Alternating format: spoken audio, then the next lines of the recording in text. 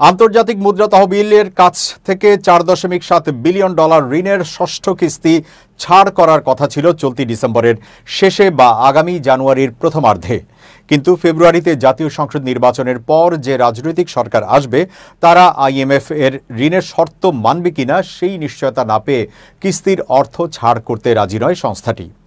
ওয়াশিংটনে আইএমএফ ও বিশ্বব্যাংকের বার্ষিক সম্মেলনে বাংলাদেশকে এমন বার্তা দেওয়া হয়েছে বলে সাংবাদিকদের জানিয়েছেন সম্মেলনে অংশ নেওয়া অর্থ উপদেষ্টা ডক্টর সালেহ উদ্দিন আহমেদ ও বাংলাদেশ ব্যাংকের governor doctor Ahsan H Mansur.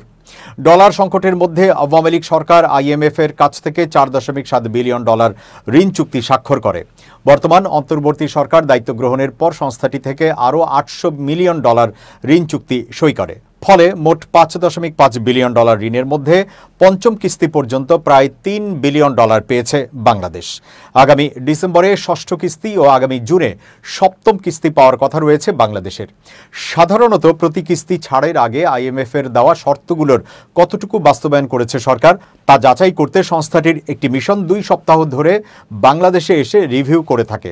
ষষ্ঠ কিস্তি ছাড় করার আগে পূর্ব নির্ধারিত সময়সূচি অনুযায়ী আগামী 29 অক্টোবরে এই মিশন আসছে বাংলাদেশে। মিশনটি ওয়াশিংটনে গিয়ে প্রধান কার্যালয়ে প্রতিবেদন দেবে। এর ওপর নির্ভর করবে কিস্তি ছাড়ের বিষয়টি।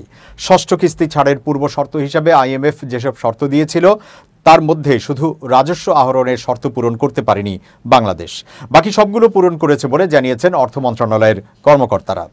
বাংলাদেশ ব্যাংকের গভর্নর ওয়াশিংটনে সাংবাদিকদের জানান, আমরা সব শর্ত পূরণ করলেও সময় মতো কিস্তির অর্থ নাও পেতে পারি।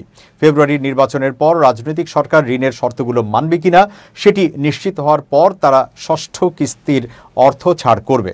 অর্থ উপদেষ্টা সাংবাদিকদের জানিয়েছেন, ঋণের আগামী কিস্তির অর্থ ডিসেম্বরের বদলে মার্চ এপ্রিলে ছাড় করবে আইএমএফ। কেন্দ্রীয় ব্যাংক সূত্র জানায়, আইএমএফ এর কাছ থেকে ষষ্ঠ কিস্তি বাবদ 80 কোটি ডলারের কিছু বেশি অর্থ পাওয়ার কথা। এটি ছাড় না করলেও দেশের বৈদেশিক মুদ্রার স্থিতিশীলতায় কোনো সমস্যা হবে না, কারণ দেশে রেমিটেন্স প্রবাহ ভালো।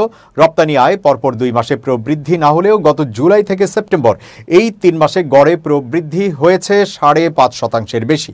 একই সময়ে রেমিটেন্স বেড়েছে 16%। আমদানি ব্যয়ও নিয়ন্ত্রণে রয়েছে। বকেয়া ঋণ নেমে এসেছে সিঙ্গেল ডিজিটে, যে কারণে ডলারের চাপ নেই। দেশের রিজার্ভ বাড়ছে।